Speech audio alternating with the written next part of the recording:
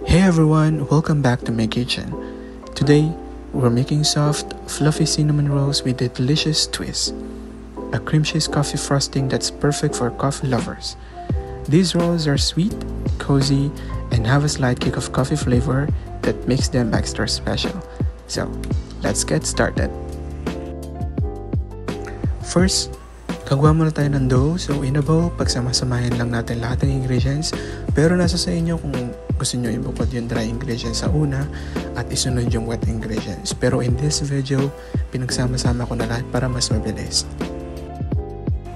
Naglagay lang ako ng flour, sugar, butter, milk, salt, 1 whole egg, and 1 egg yolk. Ano ba? Yeast. Gumagamit nga pala ako ng weighing scale dyan sa ilalim ng bowl para malaman ko kung ano yung measurement ng ingredients na nilalagay ko. Lahat ng ingredients at measurements at procedures makikita nyo sa description below. Ewan ko kung ako lang to, pero bango-bango talaga ako sa yeast kapag hinahalo ko na siya, yung mismong dough, pag minimix ko na siya.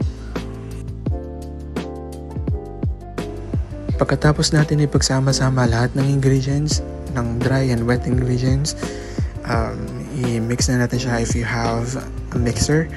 Or kung wala, you can use your hand mixer or basahin mo siya ng mano-mano. Pwede rin naman mano-mano kung meron kang enough space para magmasa, para rin may exercise tayo. Minasa ko nga pala to ng 8 to 10 minutes.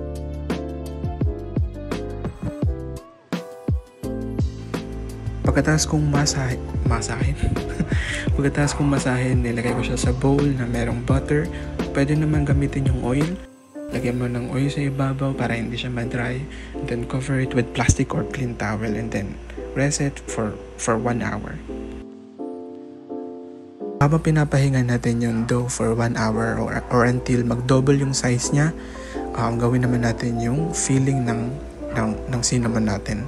So nag-add lang ako dyan ng butter, sugar, cinnamon powder, and then if you have vanilla essence or vanilla extract, you can add 1 tablespoon of that. And then i-mix lang natin. Kung gusto mo pa ng additional kick ng coffee, pwede ka naman mag-add ng coffee powder dyan sa ginagawa mong filling. Para may konting payat, para hindi lang yung feelings mo sa jowa mo or sa ex mo at sa jowa niya ngayon yung mapait.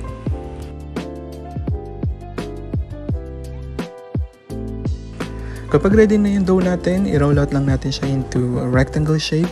Then, ikalat natin or spread natin yung filling mixture na ginawa natin kanina. Yung cinnamon, sugar, and butter. Basta i-spread nyo lang yung filling evenly para pantay yung lasa at pantay yung pagkakalagay ninyo. Ayan, makikita nyo nga, naglagay muna ako ng butter ulit. Bago ko ilagay yung mismong filling na ginawa natin kanina. Kasi para alam mo yun, masarap kasi yung maraming butter. You can use margarine naman kung wala kayong butter. Margarine din naman ginagamit kung madalas masarap din naman yun.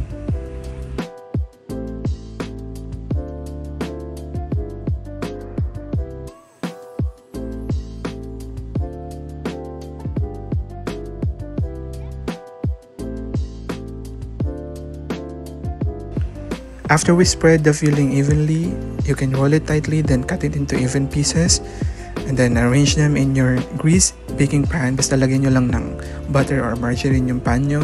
Then let it rise again for another 15 minutes to 30 minutes. Then after that, pwede mo na siyang i-bake. Basta do not forget to let it rest for maximum of 30 minutes kasi kailangan din ito ng pahinga. Parang ikaw, kailangan mong mahinga. Matulog ka na.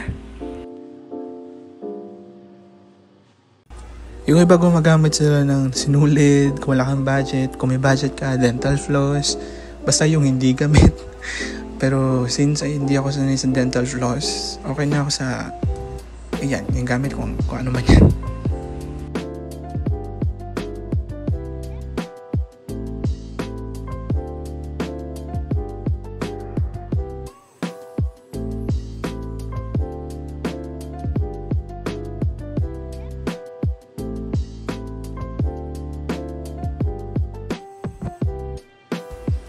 Habang ginagawa ko nga yung mixture na pang-topping natin sa cinnamon rolls, ipinipreheat ko na yung oven ng 180 degrees Celsius or 350 degree Fahrenheit for 10 minutes.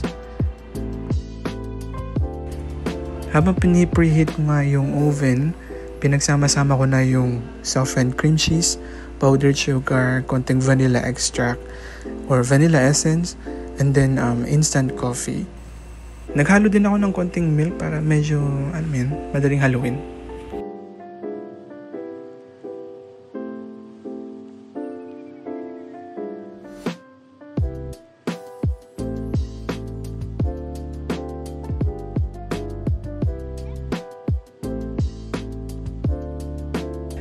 Naglagay nga pala ako dyan ng all-purpose cream na may halong full cream milk sa ibabaw ng cinnamon rolls bago ko siya i-bake. I bake this for 10 to 15 minutes sa 160 degrees Celsius kasi I'm using a convection oven ng Hanabishi. So baka naman Hanabishi.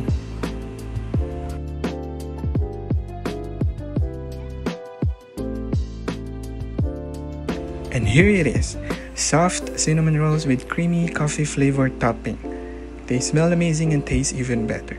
If you like this video, or if you like this recipe, do not forget to like, comment, and subscribe for more baking videos.